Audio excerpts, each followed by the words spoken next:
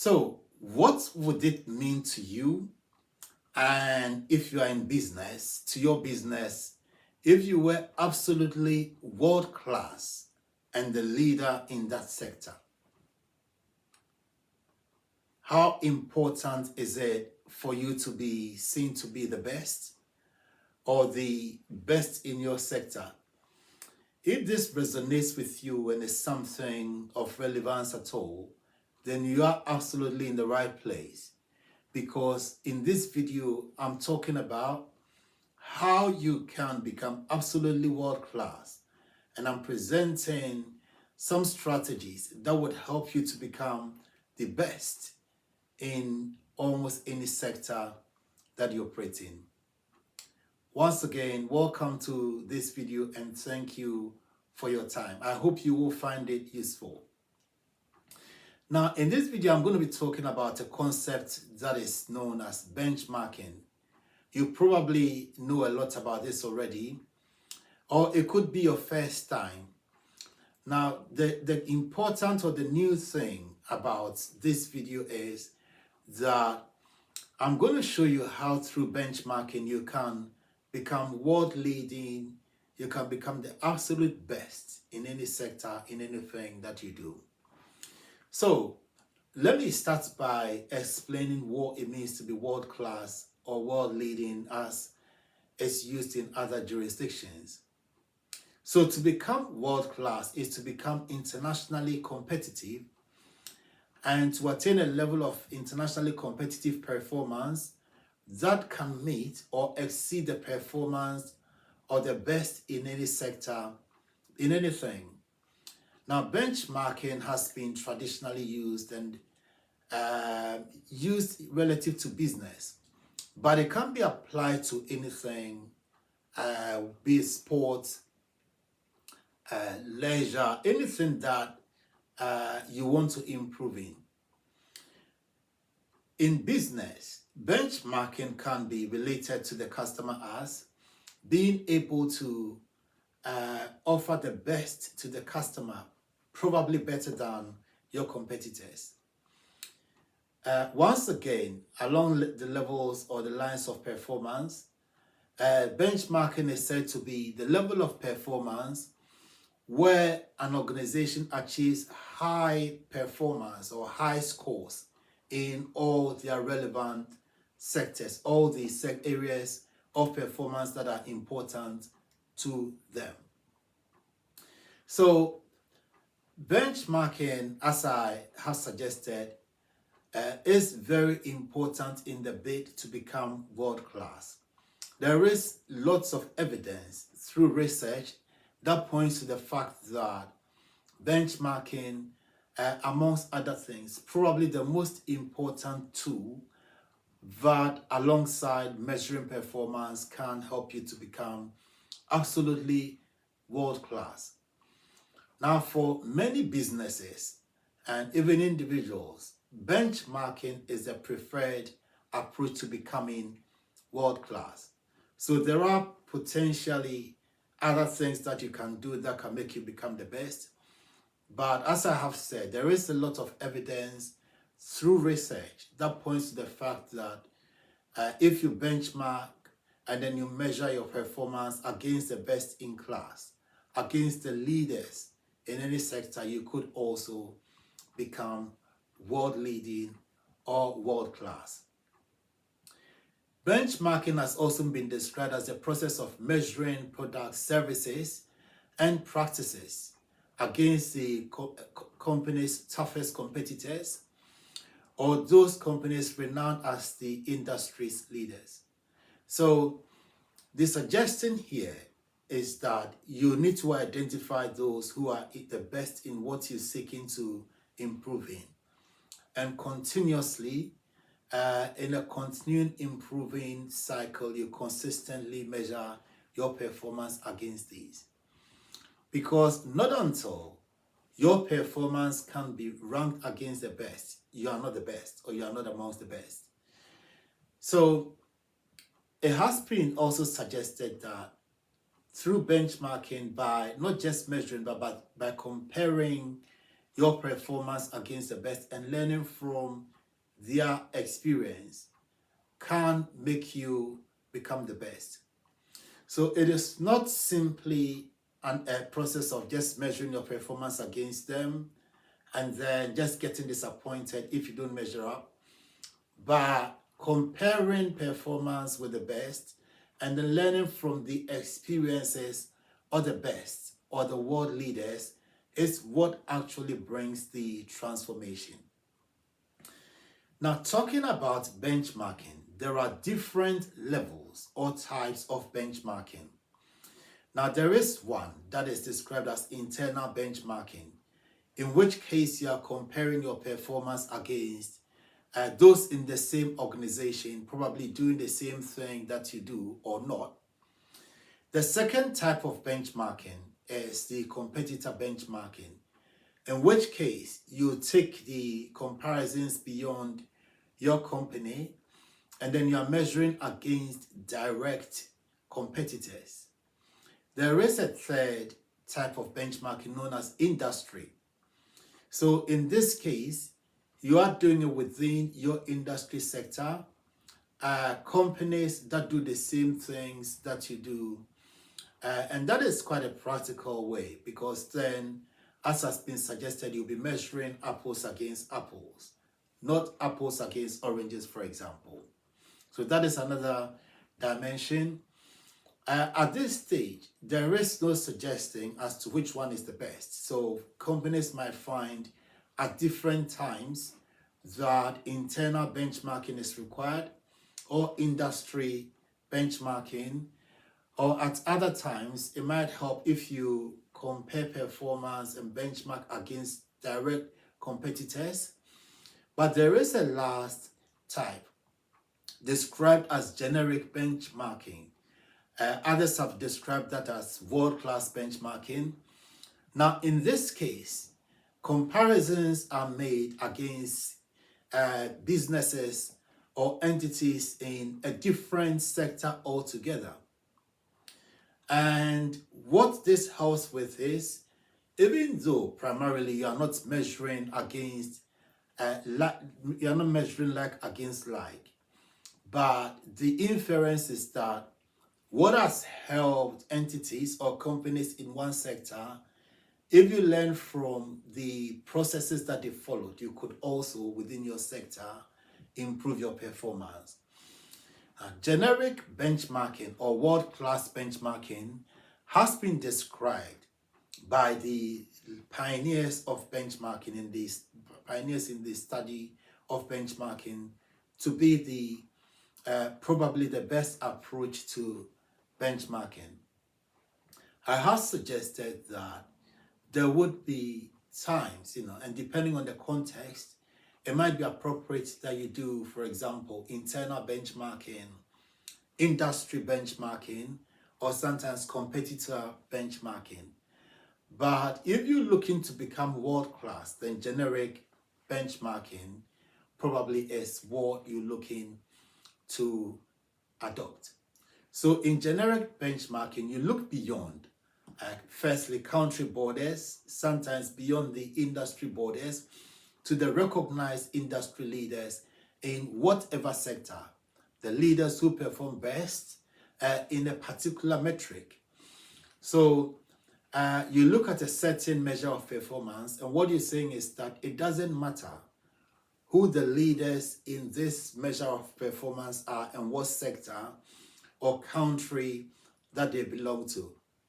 And you're going to not just compare your performance against them, but emulate the processes and the practices that have helped them to become the best in that sector.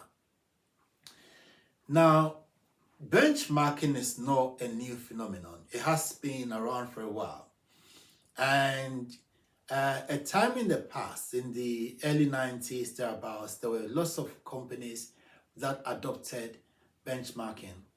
But it is not so popular in contemporary times because, amongst other things, there are several issues or problems that have affected the implementation or the smooth implementation by especially small companies who are keen and desire desirous of becoming the best in their field.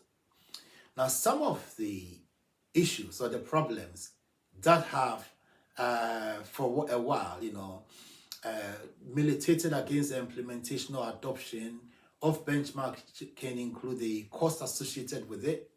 It can be quite an expensive venture, and that completely rules out small companies. It's also time intensive. It requires a lot of time to implement, to develop and then to implement a benchmarking study. So that also is a prohibitive factor. In its prime, there were several benchmarking models and frameworks that were developed. But one problem was that most of these were sort of had in mind the biggest companies, so they are not easily used or adapted to the context of small companies. And some of them also were dedicated to specific industries. So if you come from an industry sector which did not have a dedicated benchmarking framework, then companies in that sector found it difficult to do benchmarking. Again, one problem is that a lot of benchmarking that goes on measure or consider just the results or outputs and do not factor in or put a great emphasis on the processes of becoming or getting to the end. So it's most of them concentrate on just the end, but not the means to the end. I have mentioned the fact that some of them were dedicated to certain industries. So for many people or companies that were desirous of implementing benchmarking, they didn't have a framework or a model that they could identify with. If you're watching this, then I'm pleased to announce that there is a specially dedicated model that in subsequent videos I will be talking about, and you will be able to see this. It's a very easy, simple to use model that you can easily adopt and use for your own circumstances. But even without a model, it's important to understand the steps that are involved in the use and implementation of benchmarking. So there are a few steps that I will recommend to you, 8 steps altogether.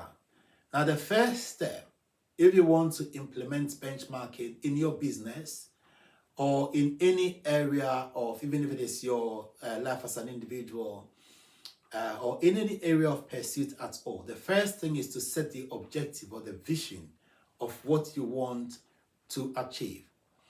Now, once you have identified what exactly you want to achieve, which is important because it is said that nothing ventured, nothing gained.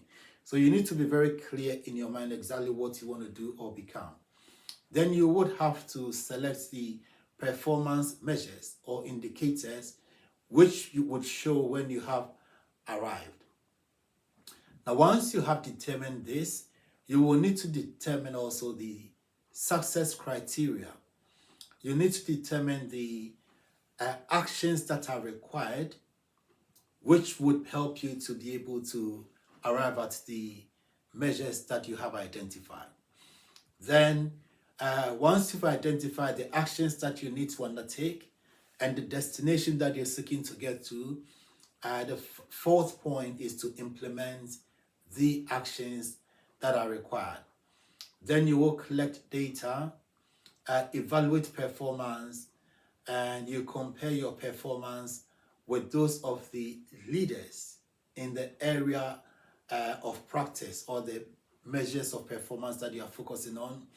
And once this is done and you've implemented all these, then of course you repeat the actions because you never finish, you never become perfect, so there is the need for continuing improvement until such a time that maybe your objectives for that measure of performance that you are focusing on has been achieved. You can go on to another measure.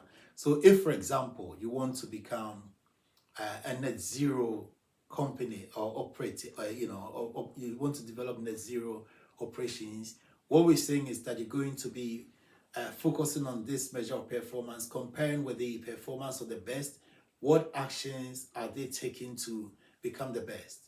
You learn from this experience, you implement any changes. When you think you've become the best, or you've arrived at a level of performance that compares with the best, you can select another measure that you would want to improve. So these are the basic steps and the processes that you need to go through if you want to implement a benchmarking program. I mentioned that a key thing to agree, if for example it is within the context of a company, is the key actions that need to be implemented, the critical success factors. So these are the actions that an organization needs to undertake to be able to improve its performance relative to any specific measures of performance.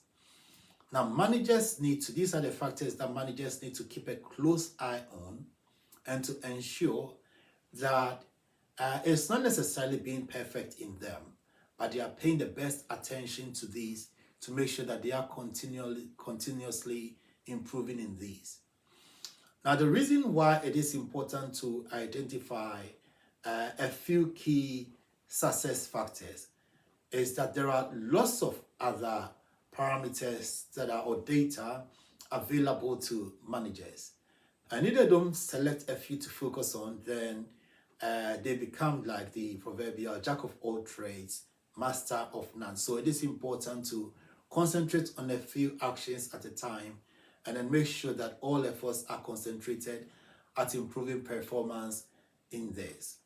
So these are the critical success factors, and through research for an entity in business to become the best, some of the common critical success factors are firstly having a clear vision, that is a compelling and well communicated long-term direction that the company or entity, whether in business or even in sports, in any area of endeavor, wants to achieve.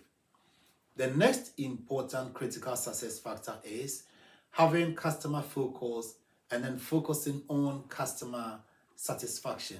So it is important that a business that wants to become the best in any sector identifies customer satisfaction as the key priority and focus all efforts or a significant amount of their efforts on making the customer happy. Thirdly, operational excellence is also a very important aspect or factor that can help companies to become excellent.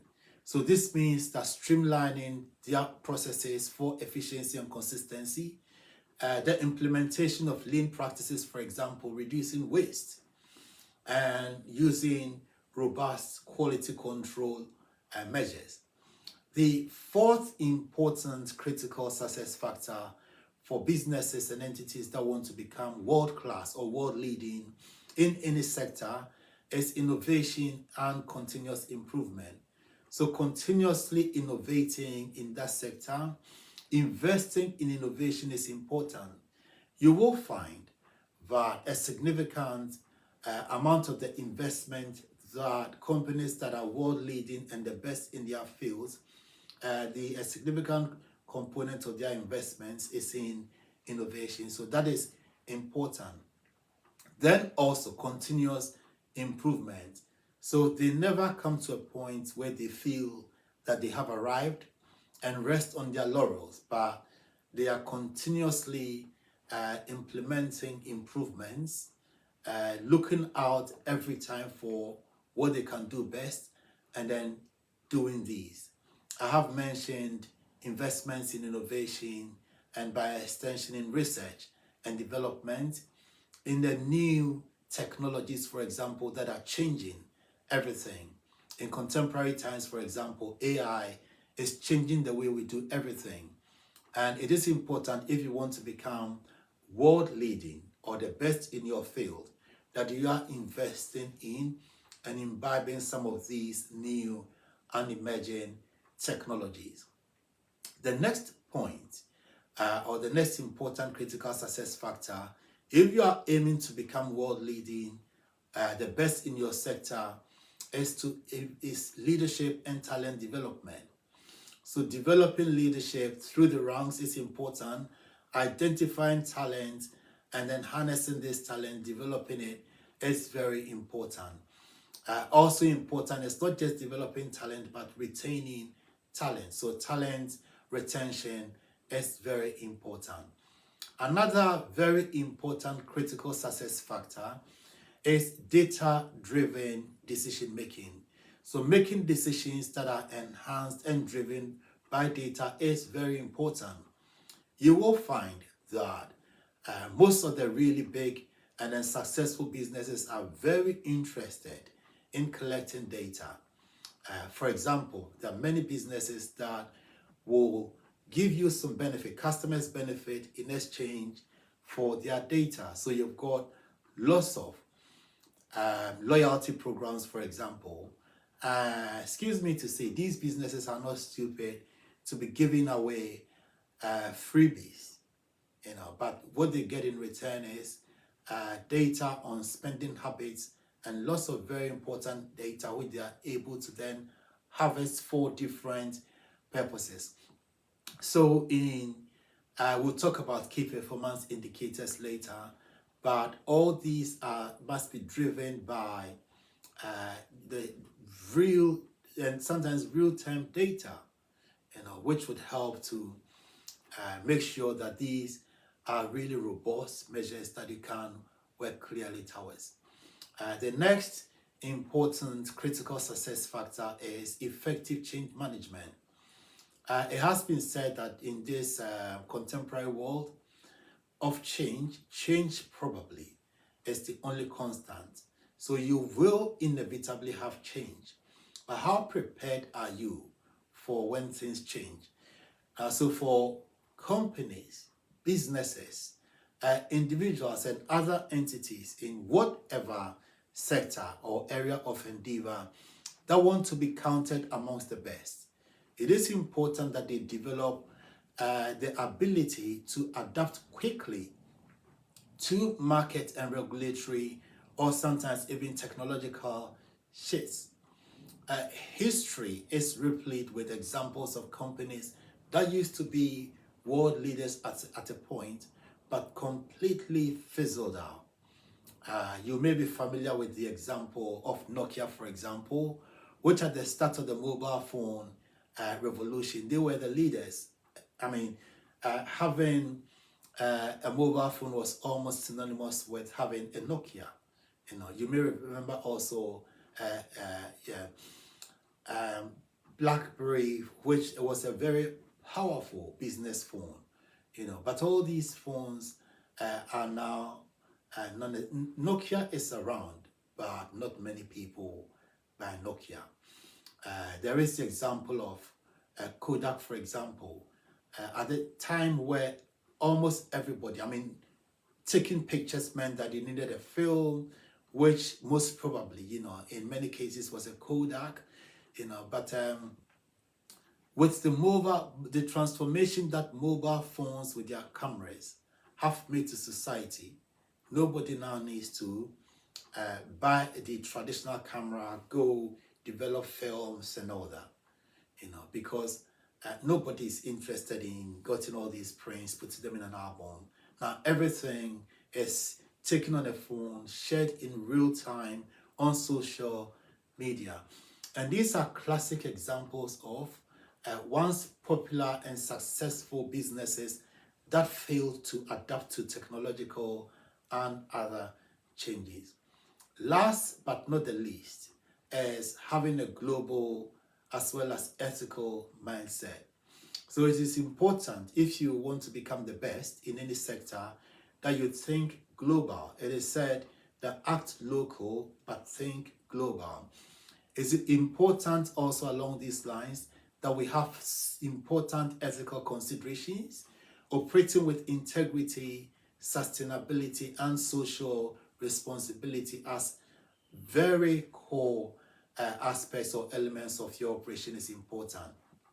And so is being sensitive to cultural diversity and global demand. So if you're a business, you must respect the local cultures, the way things are done in the local context. Beyond the critical success factors, it is also important to identify the key measures of performance. In this case, you can talk about two different, they are very similar, but slightly different. So we can talk about the performance measures and performance indicators. Let me first talk a little bit about performance measures. So a performance measure is a metric that is used for quantifying the efficiency and effectiveness of an action. So generally, performance measures will provide a mechanism for related products or process improvement policies, and these will generally be developed by senior management or even, and then implemented at the organizational, local organizational level. Performance indicators, as I said, are very similar, but these are absolute measures of performance, and they are recorded by organizations as against perception measures which are obtained directly from service users. So both performance measures and performance indicators help if you see them together, they help to quantify input, output, and other performance dimensions. Now, as I said, there is a slight difference between these two because performance measures quantify efficiency, and these are raw metrics, whilst performance indicators track goal success. So this could be in the form of user perceptions. But as I said and suggested, both are critical and vital in assessing input and output as well as general outcomes. So I tend to talk about not just key performance measures or key performance indicators, but I've aggregated this into a term and I talk about in this video, which I refer to as key performance measures and indicators. And the benefit of this is that it integrates the different dimensions of these two so that you are looking at things in a more comprehensive way. So KPMIs, instead of just the traditional KPIs that most of us are used to, and there is a lot of evidence from research that shows the key performance measures and indicators that businesses that want to become world-class or world-leading in their field or in any area of operation should focus on. Some of these, and I mentioned them not in any particular order at this stage, but firstly, measuring your performance in leadership. So employee engagement with leadership, leadership communication effectiveness, the vision, the quality of the vision and the mission, and how effective these are in relation to employees. Ethical and responsible behavior, for example, are all different dimensions of leadership. The next important KPMI or measures of performance that we need to focus on if you want to become world-class is strategy. And this involves the deployment of effective strategies that drive the operation or the entity towards the goal of becoming world-class. In terms of strategy, how much innovation are you putting into the system? How does the strategy that the business adopts and uses, how do they align with the different departments within an organization, for example? The third important measure of performance is customer results. So if you want to become world-class, if you're a business leader and want to become world-class, an important question that you need to ask and continue asking yourself is, what are the customer results? net customer satisfaction, for example, net promoter scores, customer retention rate, amongst others. These are all very important. The next important measure of performance, if you want to become world class, is the people measures or the workforce results. Employees' satisfaction and engagement, staff retention, how happy are the members or the people that you employ, how many of them are leaving on an annual basis, for example, what sort of training, what quality of training, internal promotion rate. There are some companies where every time they need to promote somebody, it is from outside, but promoting from within is important.